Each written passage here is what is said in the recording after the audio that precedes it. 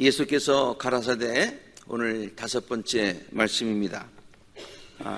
그리고 예수께서 말씀하신 또 팔복 중에 3번째 말씀입니다. 온유한 자는 복이 있다. 그들이 땅을 기업으로 받게 된다. 땅이라고 해서 꼭 땅을 얘기하는 게 아니에요. 이스라엘 백성은 땅이 굉장히 귀한 민족이기 때문에 아브라함도 무슨 땅이 있었던 게 아니잖아요. 그래서 그렇게 유랑하던 그런 백성이고 지금도 마찬가지죠.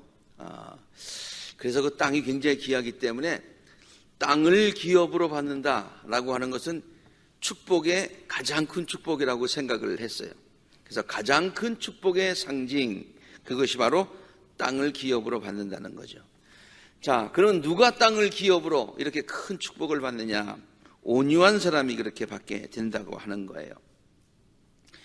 영어 성경 킹 제임스 버전, 그다음 NIV에서 온유하다는 단어가 어떤 단어로 번역이 되었는가라고 보니까 meek라고 하는 그런 단어로 번역을 하였더군요. Blessed are the meek. 온유한 사람은 복이 있는데 그들이 그 땅을 그렇게 유업으로 받게 될 것이다. 영어 사전에서 meek라는 말을 지난 주일처럼 한번 동의어들을 보면은 조금 더 이렇게 그 단어의 그런 뜻을 좀 알 수 있어서 한번 찾아 보니까 다음과 같은 단어들로 설명을 하고 있습니다. 그 submissive, 순종하는 거죠. obedient, 마찬가지. compliant, 어떤 조건에, 환경에 이렇게 순응하는 그와 같은 거죠. 그리고 양이 털 깎는 자 앞에서 잠잠한 것과 같은 그런 상태를 우리는 meek라고 그렇게 얘기를 합니다. 순하고 그리고 젠틀도 있어요. 네, 젠틀. 성령의 9가지 열매를 번역할 때는 gentleness 그렇게 얘기를 번역을 했는데요. 부드럽고 예의 바른, 그리고 겸손하고 또 양보하는, yielding, 그렇게 양보하는 이 모든 그 개념을 다 묶은 것이 meek라고 하는 그런 뜻이 되겠어요. 온유하다라는 말이 할 때 우리가 영어로 제일 먼저 떠오르는 것은 gentle이죠. 온순하고 부드럽고 아주 그냥 그 멋있는 그런 그 분위기가 있는데요. meek라고 하는 말로 번역이 되어 있는 것을 보니까 또 meek가 의미하고 있는 여러 가지 이야기들을 우리가 쭉 한번 지금까지 봤습니다만은 굉장히 나약해 보이는 그런 말들인 것 같아요. 그런데 예수님은 이런 자들이 복을 받을 것이다 그렇게 말씀을 하셨어요. 정말 그렇게 살다 보면은 우리가 얼핏 듣기에는 남들에게 당하고 손해보고 상처받을 것 같은 생각이 먼저 들지 않습니까? 그런데도 예수님은 그런 사람들이 당장에 보기에는 얼핏 듣기에는 손해보는 것 같고 그리고 또 상처받는 것 같고 불이익을 당하는 것 같지만은 그러나 멀리 보면은 결과적으로 하나님께서 그들에게 가장 큰 축복인 땅을 기업으로 주는 땅이 아니라 큰 축복을 하나님께서 내릴 것이다 라고 하는 그런 역설적인 진리를 우리들에게 가르쳐주고 있습니다. 자, 그러면은 우리가 생각하기에 그냥 meek라고 하는 것은 굉장히 연약해 보이는데 왜 예수님께서 왜 그런 자들이 정말 복되다고 하셨을까? 그 예수님이 말씀하신 그 온유함이라고 하는 그 뜻은 무엇일까? 우리가 함께 같이 말씀을 묵상해 보려고 합니다. 저는 지난 한 주간 동안 이 온유함이라고 하는 그런 단어를 여러 차례 되뇌이면서 묵상하면서 자료도 찾아보면서 그렇게 지냈는데요. 이런 그 예수님께서 말씀하신 온유함이라고 하는 것에 대해서 우리가 이런 것이 온유한 자다라고 알기 전에, 대답하기 전에 먼저 알아야 될 게 있어요. 그것은 뭐냐면은 예수님께서 팔복에서 말씀하신 이 온유한 자는 힘도 없고 실력도 없고 그래서 어쩔 수 없이 남들에게 복종하면서 주어진 상황에 순응하며 살 수밖에 없는 사람들, 말하는 것은 아닙니다. 그것은 이렇게 정말 그 실력도 없고 힘도 없고 그런 것들은요, 온유와 겸손이 아니라 비굴함입니다. 그렇게 살아야 된다, 그렇게 살아야 복을 받는다, 그런 뜻은 아니라고 하는 것을 먼저 말씀을 드릴 필요가 있죠.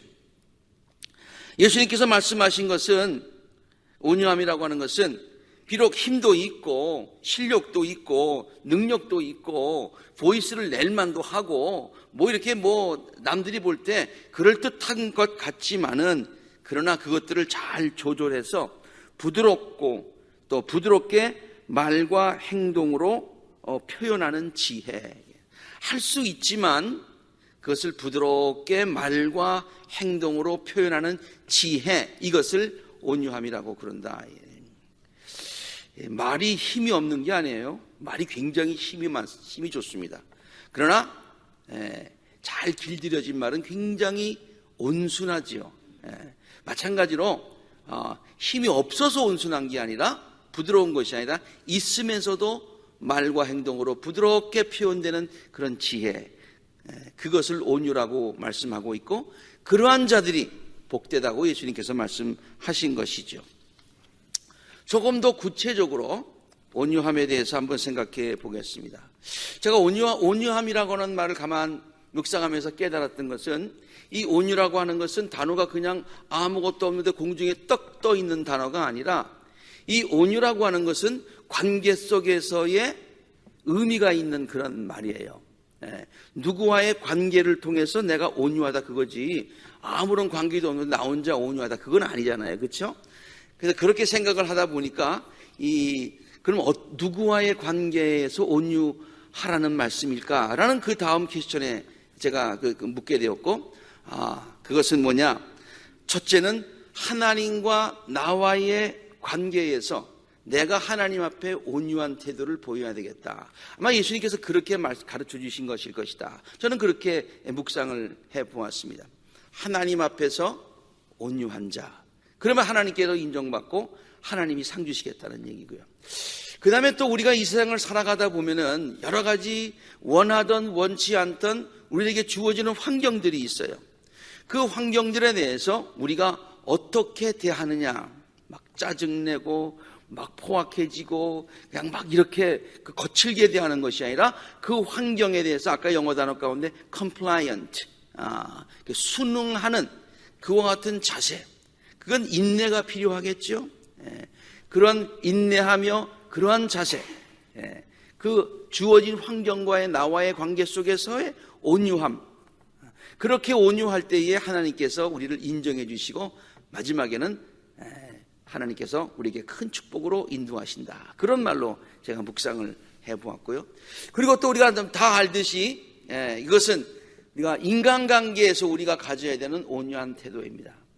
우리가 이 세상을 살아가면서 하나님과 우리와의 관계, 우리와 우리의 환경과의 관계도 있지만은, 그러나 많은 사람들과 우리가 같이 어울려서 살아가고 있는데, 그 주위에 있는 사람들과 어떠한 모습으로 우리가 살아가야 되겠느냐, 온유한 태도를 가져야 되겠다. 그렇게 온유한 태도를 가지고 살게 될 때, 아까도 얘기했듯이 손해보는 것 같고 또 피해보는 것 같지만은, 그러나 하나님께서는 마지막에 우리들을 높여주시더라라는 그런 말씀이 되겠습니다. 이렇게 온유라고 하는 것을 관계라고 하는 그런 관점에서 세 가지로 우리가 함께 살펴보도록 하겠습니다. 첫째로, 하나님과의 관계에 있어서 온유한 태도를 가져야 된다고 했는데, 이게 무슨 말이냐? 하나님 앞에서 온유한 태도를 가지는 것이 무엇이냐? 그것은 하나님 앞에서 하나님께 순종하고 겸손한 자세로 서 있는 것, 이것을 우리는 온유한 신앙인의 태도라고 그렇게 생각합니다. 아까 제가 온유함을 말씀을 드릴 때에 영어 단어 가운데 submissive라는 말과 obedient 그리고 humble이라는 말을 썼죠. 하나님 앞에서 겸손하고 하나님 앞에 순종하는 그와 같은 자세, 이것은 온유한 자들만이 할 수 있는 것이고, 또 순종하여야, 겸손하여야 그것이 온유하다는 것이 증명되는 것이다, 그런 말이에요. 하나님 앞에서 자신의 주장을 내세우지 않고 하나님의 뜻에 순종하는 것이죠. 이것이 하나님 앞에서 온유한 자의 참 모습입니다.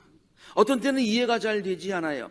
그러나 하나님이 말씀하셨음에 나는 하나님의 종이므로, 하나님의 자녀이므로, 하나님의 백성이므로 하나님의 말씀에 온순한 마음으로 순종하는 것, 이것이 하나님 앞에서의 온유라고 하는 거예요. 이것은 예수님께서 우리들에게 보여주셨던 그런 모범적인 자세이기도 합니다. 예수님께서 겟세마네 동산에서 기도하실 때에 아버지, 만일 아버지의 뜻이면 이 잔을 내게서 거두어 주십시오. 그냥 거두어 달라고 안 했어요. 하나님의 뜻이면 거두어 주십시오. 그러나 만약에 하나님의 뜻이 아니면 내 뜻대로 되지 말게 하시고 아버지의 뜻대로 하기를 원합니다. 예수님께서 하나님 앞에서 온순한 모습으로 순종하는 그런 모습입니다. 바울은 이렇게 온유한 마음으로 순종하는 예수를 하나님께서 결국 높여주셨다는 사실을 성도들에게 강조하고 있지요.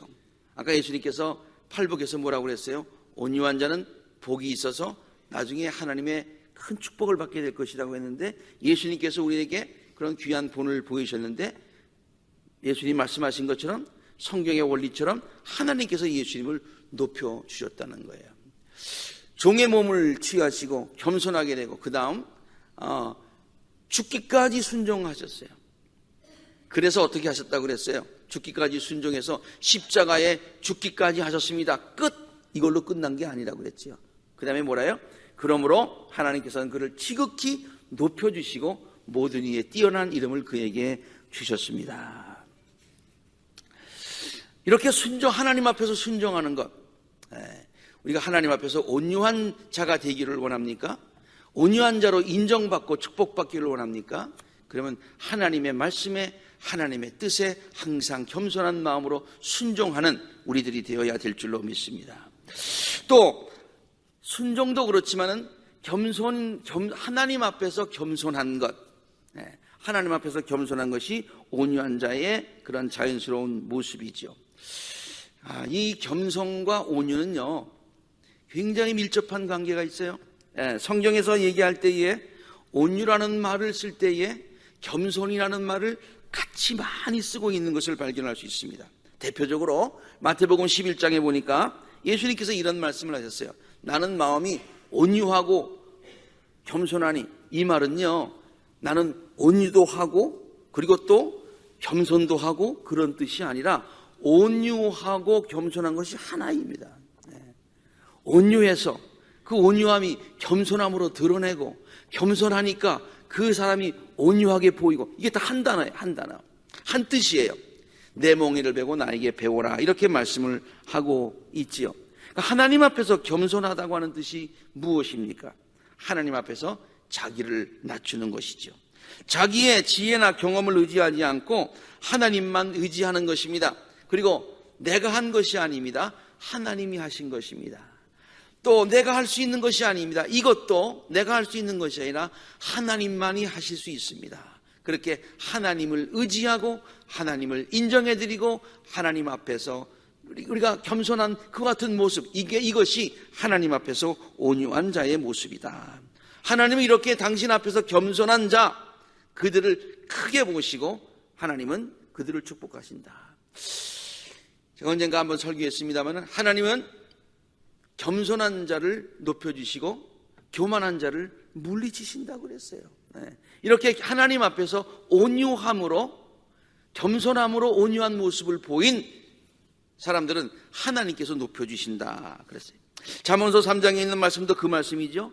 주님을 의뢰해라, 모든 일에 주님을 인정해라, 스스로 지혜롭게 여기지 말라, 내 명철을 의지하지 말라. 그러면은 하나님께서 놀라운 축복을 너에게 베풀어 주실 것이다. 예수님은 땅을 기업으로 받을 것이다 하였으면은 그 축복의 가장 그 큰 대명사로 그렇게 말씀을 하신 것입니다. 둘째로 우리들이 가져야 될 태도는요, 조금 아까 하나님과 우리와의 관계에 있어서 온유는 하나님 앞에 순종, 그리고 또 겸손이라고 했는데, 두 번째는 우리에게 주어지는 그런 환경이 무엇인가 하더라도 우리가 그 환경에 순응하면서 모든 것을 합하여서 선을 이루어 주실 하나님의 섭리를 뭐하는 마음으로? 인내하는 마음으로 기다리는 태도입니다. 막 조급해하지 아니하고, 하나님 원망하지 아니하고, 불평하지 아니하고, 한숨 짓고 절망하지 아니하고, 그 환경을 받아들이면서 넓게 보는 겁니다. 하나님의 때에 하나님의 방법으로 이루어 주실 거야 라는 믿음 가지고 순한 마음으로 인내하는 것, 이것이 바로 온유한 자의 자세라고 하는 것이죠. 다시 말해서 온유함이라고 하는 것은 모든 일을 근시안적으로 보는 것이 아니라 멀리 보고 길게 보고 크게 보면서, 다시 한번 멀리 보고 길게 보고 크게 보면서 마음의 평정을 잃지 않는 인내하는 마음, 이것이 바로 온유한 그런 자세입니다. 이것은요, 욥이 어려운 일을 당했을 때에 보여주었던 태도이기도 합니다. 욥은 상당히 온유한 사람이었어요. 그런데 그 온유가 어떻게 나타나느냐? 욥기서에 보면은요, 욥이 어려운 일을 당했을 때에 물론 하나님의 뜻에 순종하고 또 있는 그런 모습도 있었지만은 그 주어진 환경에 순응하면서 하나님을 원망하지 아니하고 하나님의 때와 뜻을 기다렸다라고 욥기서가 우리에게 기록해 주고 있어요. 거기에 반대대로 온유하지 못한 사람은 욥의 아내로 소개하고 있는데요, 등장하는데, 욥의 아내는 이렇게 얘기를 합니다. 욥이 어려운 일을 겪자, 그 가정에 어려운 일이 닥치자 이렇게 컴플레인을 하죠. 이래도, 이렇게 우리가 어려움을 당해도 여전히 당신은 신실함을 지킬 것입니까? 하나님 믿을 겁니까? 그런 얘기죠. 차라리 하나님을 저주하고요, 죽는 것이 낫겠습니다. 이렇게 얘기를 하죠. 온유한 태도가 아니죠. 순응하는 태도가 아니죠. 그러나 욥은 다음과 같이 말합니다.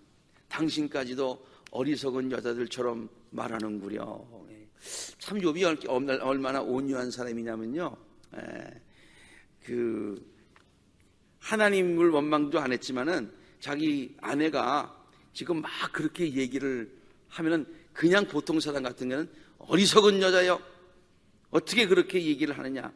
영어로는 뭐가 되겠어요? stupid이지. 그렇게 막 야단을 치고서 당신 그렇게 해가지고 천당 가겠어? 당신 뭐 믿는다고 하면서 그러면 되겠어? 막 야단을 치고 막 이렇게 할 수도 있을 텐데 뭐라고 해요? 당신은 본래 어리석은 사람이 아니야. 근데 어리석은 여자들처럼 말하니까 참 의외군요. 뭐 그런 뜻이에요. 그런 뜻이에요. 우리가 누리는 복도 하나님께로부터 받았는데 어찌 재앙이라고 해서 못 받는다 하겠어. 성경은요, 욥이 이렇게 말하면서 그 어려운 환경 속에서도 말로 죄를 짓지 않았다고 그렇게 기록을 하고 있습니다. 그가 이렇게 어려운 환경 속에서도 인내할 수 있었던 것은 그가 온유하기 때문이었고요, 온유한 사람은 인내하게 되겠습니다. 인내해야 온유함이 증명되기 때문입니다. 온유한 자는 결국 땅을 기업으로 받게 될 것이라고 예수님께서 말씀하셨는데요, 이것은 예수님이 말씀하신 그 이후부터 적용되는 진리가 아니라 이미 그동안 하나님께서 그렇게 해오셨어요. 이건 성경적인 진리예요. 하나님의 원칙이에요. 복을 주시고 안 주시는 하나님의 원칙이에요. 이건 구원과는 상관이 없는 얘기예요. 그렇지만 축복과 상관이 있는 얘기예요. 그래서 신약에서 팔복에서 예수님이 말씀하셨지만 이미 하나님은 욥이 그렇게 온유해서 상황에 순응하고 하나님의 뜻에 복종하고 그런 욥에게 마지막에는 결과적으로는 어떻게 됐어요? 그렇게 해서 욥이 그냥 다 망했다. 그게 아니라 뭐예요? 하나님께서 나중에 축복해서 욥이 그전보다 배로 축복을 받았다라고 하는 것을 보여주는 것이 욥기서지요. 우리들에게도 어떠한 상황이 닥치더라도 온유한 마음을 가지고 인내하심으로 하나님께 인정받으시는 우리 모두가 되었으면 참 좋겠습니다. 세 번째로, 인간과의 관계에 있어서 우리들이 온유한 태도를 가져야 되는데요, 우리 사회적인 동물이기 때문에 많은 인간관계를, 사람들과의 관계를 맺으면서 살아가고 있어요. 그 관계에서 그가 어떤 관계를 가지느냐가 그 사람의 가치를, 그 사람의 존재 가치를 결정한다고 볼 수가 있어요. 그런데 온유한 태도를 가지는 것은 아주 대표적인 말로 하나로 표현한다면 대표적인 말 하나를 들어라. 그러면 부드러움입니다. 부드러움입니다. 자, 아까 온유함에 대해서 앞에서 설명할 때에 부드럽다는 그런 영어적인 표현이 굉장히 많이 있었어요. 순한 거죠. 마일드한 거죠. 네. 그 다음에 gentle, 부드럽고 아주 예의가 바르고 절제된 그런 모습이 있죠. humble, 겸손한 것이죠. 그리고 양보하는 것이죠. 자, 이것은 온유가 아닙니다. 한번 들어보시기 바랍니다. 남에게 화를 자주 내는 것은 온유한 태도가 아닙니다. 남의 잘못을 늘 지적하는 것도 온유한 태도가 아닙니다. 네, 나는 그것은 죽어도 못 봐. 뭐 이런 사람 있잖아요. 네, 그 온유한 태도 아니에요. 봐야 되면 봐야지 어떡하겠어요. 네. 그런 거 아니에요? 네. 시시비비를 반드시 가려야 마음이 풀리는 것도 온유한 태도가 아닙니다. 그리고 남이 잘못하는 것을 늘 지적하는 것, 그 온유한 태도가 아니에요. 네. 내 눈에 흙이 들어가기 전에는 뭐 이렇게 말하는 사람, 그 온유한 태도가 아니에요. 항상 정의의 사도처럼 행동하는 것도 온유한 태도가 아닙니다. 그렇게 남을 자꾸만 아주 가시돋치고 이렇게 하면 까칠한 그런 태도를 가지면요, 자기가 그 세운 원칙에 나중에 자기도 비판을 받게 돼요. 남을 정죄하면 남을 비판하면 자기도 비판을 받게 돼 있는 거예요. 아무리 자기의 생각과 주장이 옳다고 하더라도 그것을 남에게 강압적으로 요구하는 것도 온유함이 아닙니다.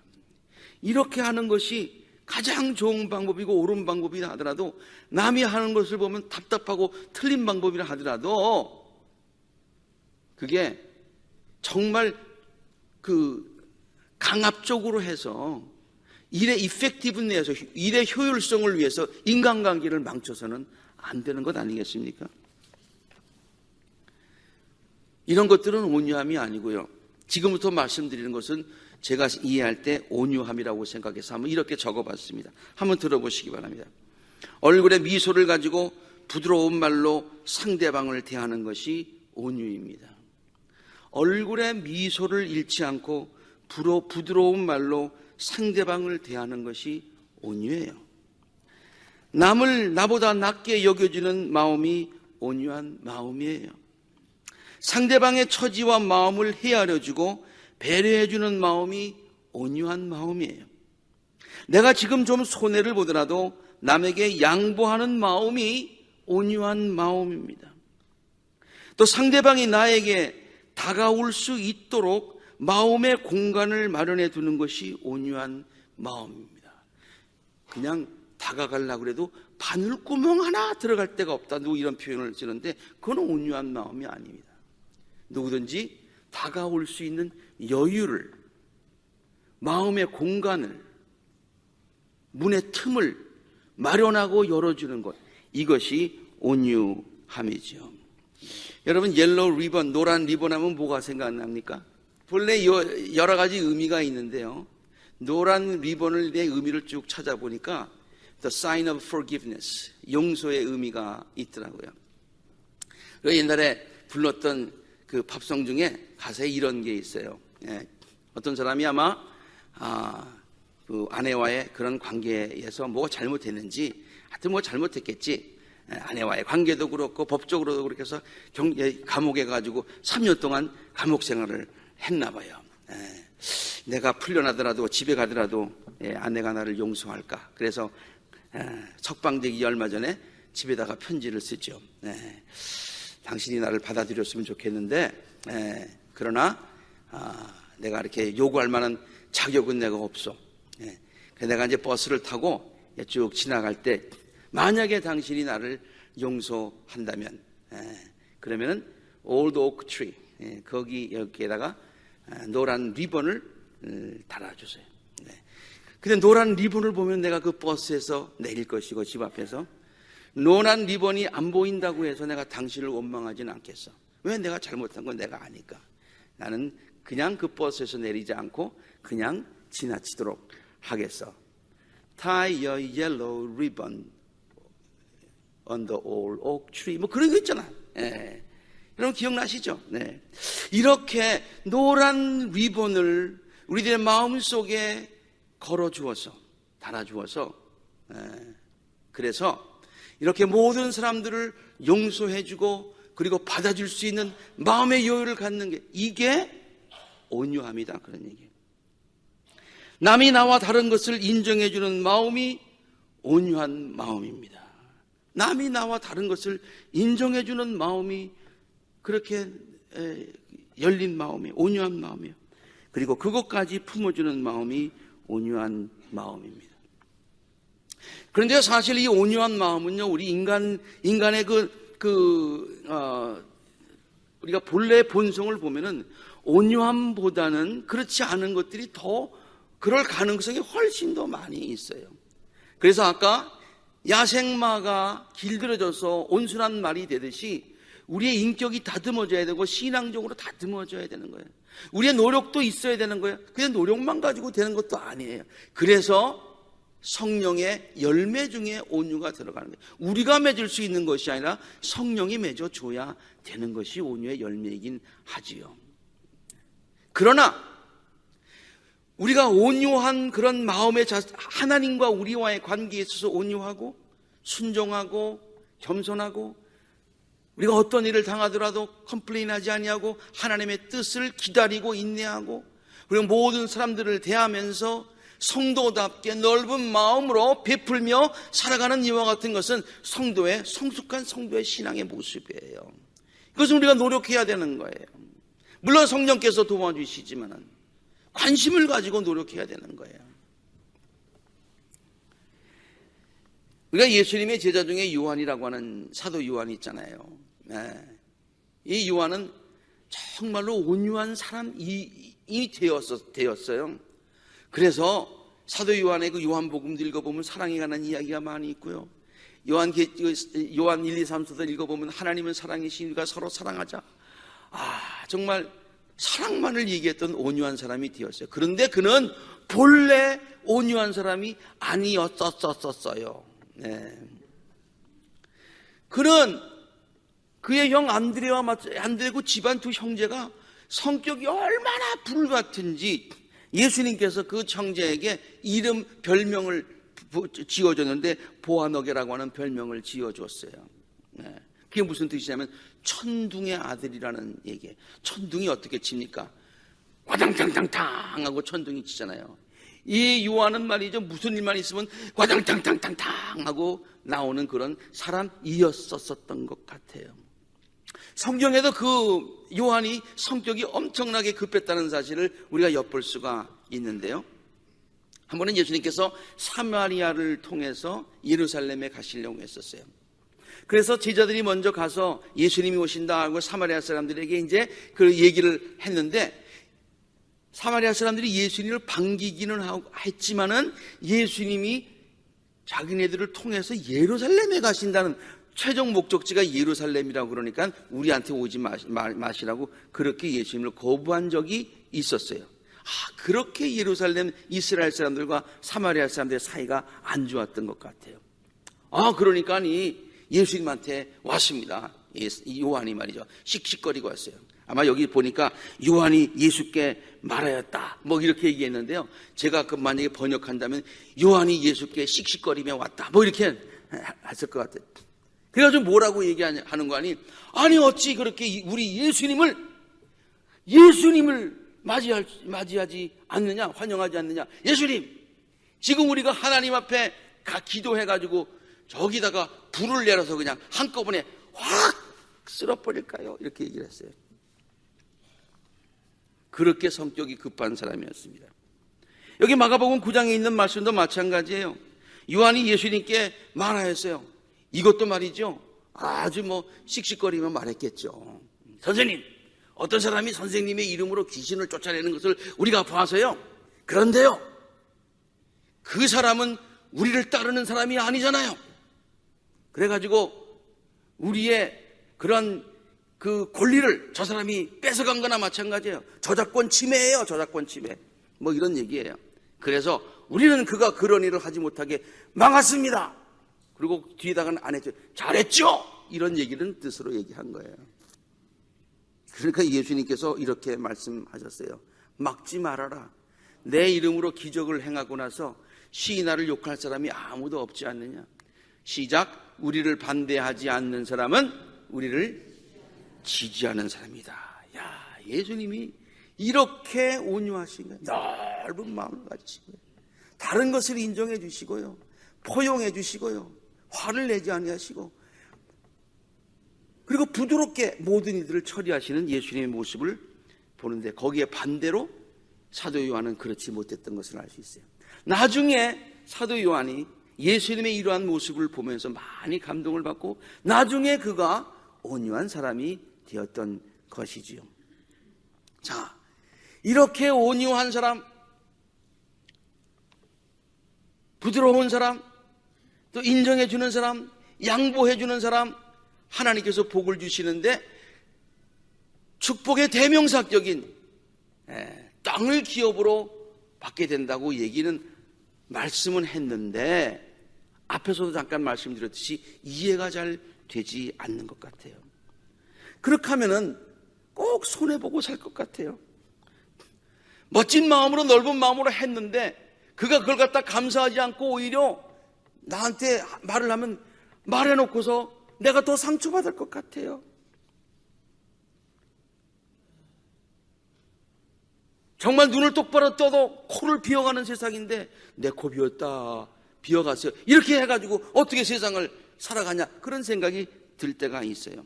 그런데도 예수님은 결국에 가서 그런 사람이 하나님께로부터 칭찬받고 인정받고 또한 축복을 받게 된다고 가르치고 있는 것이지요. 그러면서 성경은요, 그렇게 살았던 사람을 하나님께서 결국 축복하셨다고 하는 예로 창세기 오늘 읽은 그 말씀을 우리에게 소개하고 있는 거예요. 이게 바로 이삭에 관한 이야기죠. 이삭은요, 정말 온유한 성품을 지녔던 사람이었던 것 같아요.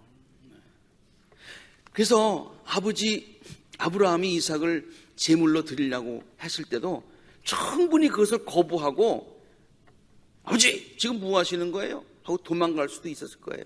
그런데도 온유했기 때문에 순종하는 마음으로 제물에 올려졌던 그와 같은 온유한 성격의 사람이었던 것 같아요. 그가 커서도 그 온유한 성품은 변하지 않았어요. 그가 블레셋 땅에 거할 때의 일이었는데요, 이삭이 그 땅에서 농사를 지어가지고 정말로 큰 부자가 되었어요. 옛날 성경에 보면 거부가 되었다고 했어요. 그래서 이 블레셋 사람들이 질투하기 시작했다고 그랬어요. 그리고요, 옛날에는 이 물이라고 하는 것이 굉장히 우물이 중요했어요. 사람들도 먹지만 동물들도 먹고, 그리고 농사들 지는데 물도 필요하고, 비는 잘 안 오고 그러기 때문에 물이 굉장히 필요한데, 이삭은 가서 우물을 파기만 하면 우물이 나오는 거예요. 하나님이 같이 하셨기 때문에. 그래서 주위에 있는 블레셋 사람들이 시기 질투해가지고 우리에게서 떠나거라, 너는 우리보다 지금 강하다, 요새 말로 하면 고백투역한추리, 그렇게 얘기한 거예요. 그러고서 우물을 다 메워버렸어요. 얼마나 억울한 일입니까?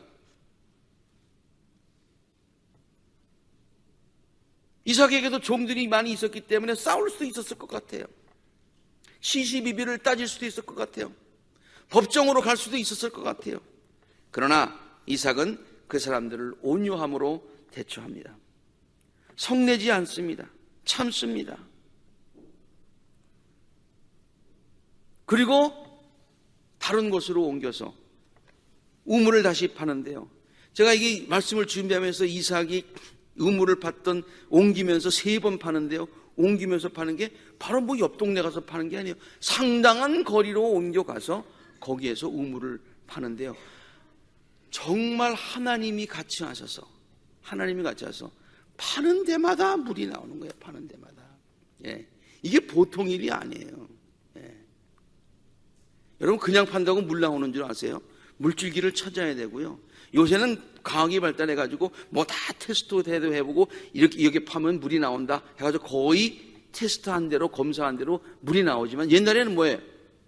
믿습니다. 그러고 파는 거예요. 믿습니다. 여기 나올 것 같다. 그러고 파는 거예요. 근데 안 나오는 확률이 대부분이었어요.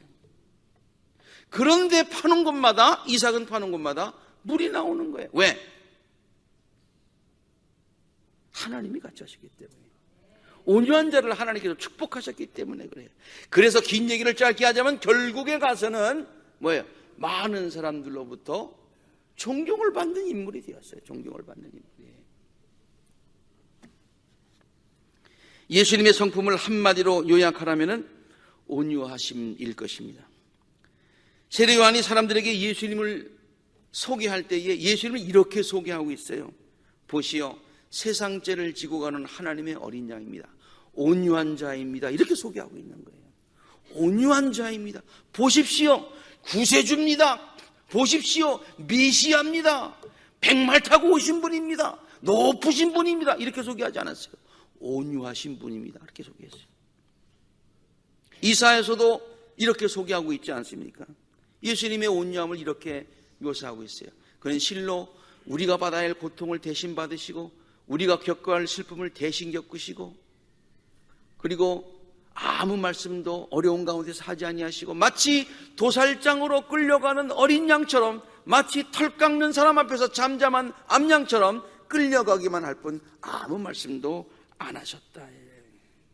그래서 예수님이 십자가에서 달려 돌아가셔서 완전히 끝난 것 같지만 완전히 실패한 것 같지만은 그러나 예수님이 온유하셨기 때문에 하나님께서 그를 높이셔서 경배받는 이름으로 높여주셨다라는 것이 성경의 약속입니다. 온유한 자는 복이 있나니 땅을 기업으로 하나님께서 복을 주실 것이다 라는 그 말씀이죠. 예수님께서는 우리들이 당신에게 꼭 배워야 할 것이 있다고 말씀하셨어요. 이것이 바로 온유함입니다. 나는 마음이 온유하고 겸손하니 뭐예요? 내게로 와서 나를 배워라. 배워라. 뭘 배우라는 얘기예요? 온유함을 배우라는 말씀이죠. 자, 우리가 온유함이라고 하는 것 세 가지 관점에서 살펴봤습니다. 하나님과 우리와의 관계에 있어서의 우리가 하나님 앞에 온유한 태도를 가지고 신앙생활하는 것은 순종하는 것이고 하나님 앞에 겸손한 것입니다. 그리고 어떠한 환경을 맞이하더라도 그 환경을 맞이할 때에 하나님의 뜻을 기다리면서 인내하면서 하나님의 때와 하나님의 시간을 기다리면서 방법을 기다리면서 인내하는 것입니다. 이게 신앙인의 자세입니다. 그리고 우리가 생활을 하면서 많은 사람들을 부드럽게 대하고 남들을 남보다 이렇게 높여주고 양보해주고 그러면서 결국에 가서 하나님께로부터 높임을 받는 복된 우리 성도님 되시기를 간절히 바랍니다. 우리 성도들의 삶 속에서 말 속에서 행동에서 예수님을 닮은 온유함이 흘러넘치기를 간절히 바랍니다. 그래서 온화한 기운이 충만한 우리 가정을 이루시고 교회를 이루시고 화기애애한 일터를 이루시고 또 많은 사람들의 그런 관계를 통해서 그 사람들의 만남이 부담이 되는 것이 아니라 만나고 또 만나고 싶은 그 같은 관계들이 되시기를 바랍니다. 그래서 하나님께서만이 주실 수 있는 놀라운 은혜와 축복의 땅을 기업으로 받으실 수 있는 우리 아굴라 재단의 모든 성도님들이 되시기를 온유하신 예수 그리스도 이름으로 간절히 축원합니다. 함께 기도하시겠습니다.